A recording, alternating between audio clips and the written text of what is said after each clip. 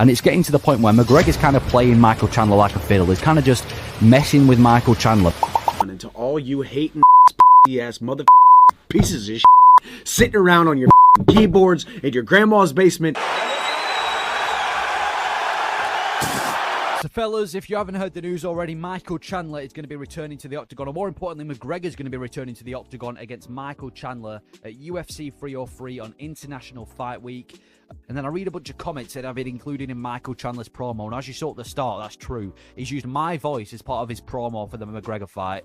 I guess I'm going to sue Chandler for this, get free royalties. But no, McGregor versus Chandler has been announced International Fight Week, and we've also got the announcement of Islam Makev versus Dustin Poirier, and co-main event, Sean Strickland versus Paulo Costa. I'm going to be talking about these matchups, letting you know about my predictions, and I want to hear your predictions as well.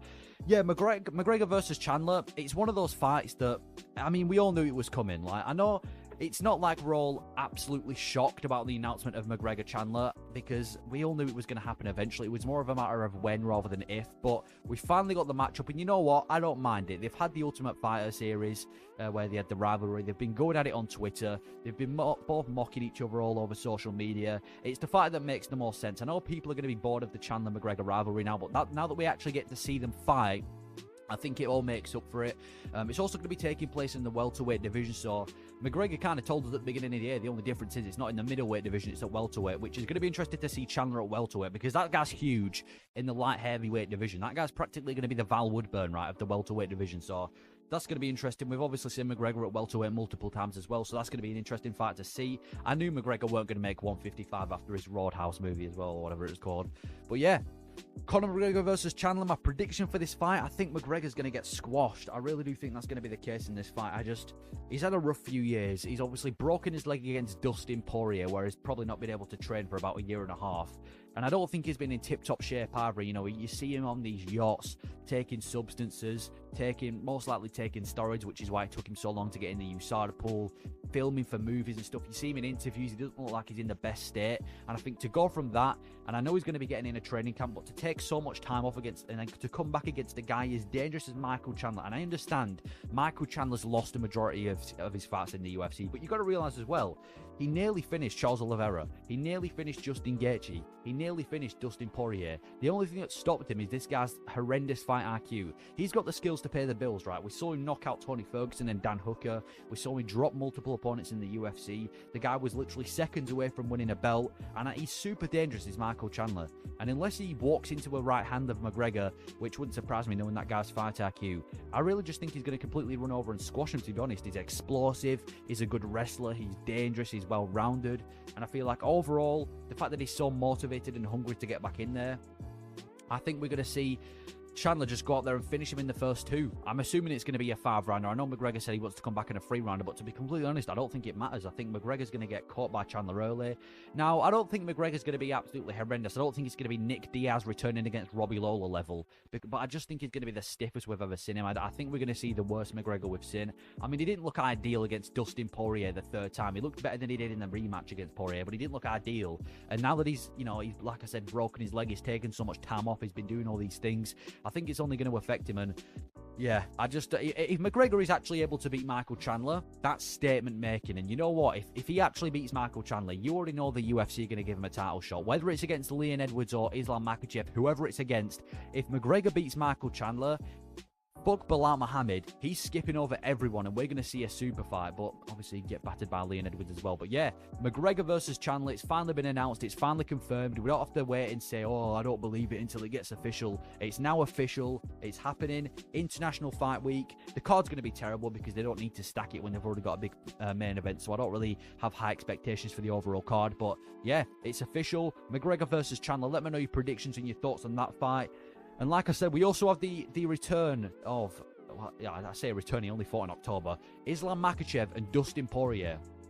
Now, as much as I'm excited for this matchup because I can't wait to see Poirier against Makhachev, I just can't help but think that I just feel like we all know what's going to happen to Poirier. Now, anything can happen in this sport. We just saw Holloway knock out Gaethje. We saw Strickland beat Adesanya not too long ago. There's upsets all over the place, and maybe Poirier is going to be able to pull a guillotine and get the submission over Islam Makhachev. But I can't help but think that I just really don't think that Poirier stands a chance. I feel like he's a lamb going to a slaughterhouse. I think Islam Makachev, I've said this before, I feel like Dustin Poirier, with all due respect, is the easiest contender for Islam Makachev. I think if you were to make a contender, if you were to pick a contender that's going to be the most winnable fight for Islam Makachev, it's Dustin Poirier. So I'm not expecting it to be a war. I think Islam's going to take him down and submit him within the first 2 rounds. But if Dustin Poirier can somehow beat Islam Makachev, I mean, first of all, you've got to give him the respect for finally winning an undisputed belt. But most importantly, that will be one of the biggest upsets in the UFC. And the Dagestani fanboys are going to be having, they better stay off social media for a while because the Poirier fans are going to be taking over. But yeah, Poirier versus Makachev, main event. Hopefully it's a fun fight because Poirier did look good against Benoit Saint-Denis, but I really do think that Makachev's going to stop him in the first few. And then Strickland versus Paulo Costa is the co-main event. Yeah, now that's an interesting fight. Obviously, Sean Strickland, he beat Adesanya pretty comfortably as well across 5 rounds. Then he goes out there, has a razor-close loss to Dricus du Plessis. Most people thought he should have been pushed back into the title picture, well, he is in the title picture, but, you know, give him a title shot. But the UFC said no, which kind of confirms as well Easy versus Dricus. They haven't officially announced it, but let's be honest, if they're going to do Costa versus Strickland, that's 99% confirmed that Dricus is going to be fighting Adesanya, which I'll talk about in a second. But yeah, Costa versus Strickland, the build-up to this fight is going to be amazing, can I just say. You've got Sean Strickland, the king of press conferences, one of the most funny, one of the most funny guys at any press conference. And then you've got Paulo Costa, Mr. Twitter Things himself. But I'm glad that Costa's being a more active man. We saw him against Robert Whittaker. He didn't look too bad.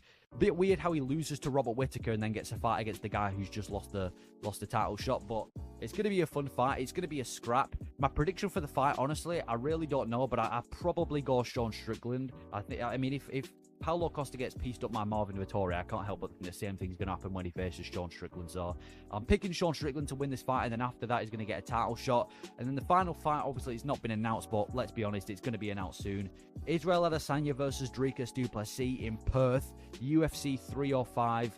Well, I don't know if it's going to be in Perth. I'm pretty sure it is. But yeah, Izzy versus Dricus. I thought they were going to announce it at UFC 300. They were both in the event. Dricus had his belt ready. Adesanya was there. I thought they were going to announce the big fight, but no. Yeah, that fight's going to be taking place. Do I think Adesanya deserves a title shot? I don't think he deserves a title shot, but I can understand why the UFC have done it. There's a big rivalry between the two of them. Strickland has just lost to Dricus du Plessis, so it doesn't really make sense to throw him immediately back in there. So I'm not a massive hater of this matchup. I know a lot of people hate Adesanya, so they're going to hate on the matchup, but predictions for the fight? Man, it's a difficult one because I feel like Dricus is such a... Like, you can never count out Dricus du Plessis. He's such a machine that I could just see him going out there and overwhelming Adesanya. But at the same time, we know Adesanya as a challenger is like a mythical fighter. Whenever he's challenging for the belt, he becomes like 20 times better. And I can just see Adesanya clipping Dricus and finishing him. So I've got a weird feeling that we're going to see Adesanya clip Dricus du Plessis and become the middleweight champion of the world once again. But yeah, those are the fights that we got announced and semi-announced, I guess, with Adesanya and Dricus. Let me know your thoughts on all those matchups and specifically the McGregor versus Chandler fight, which is going to be taking over headlines these next few days. Thank you for watching.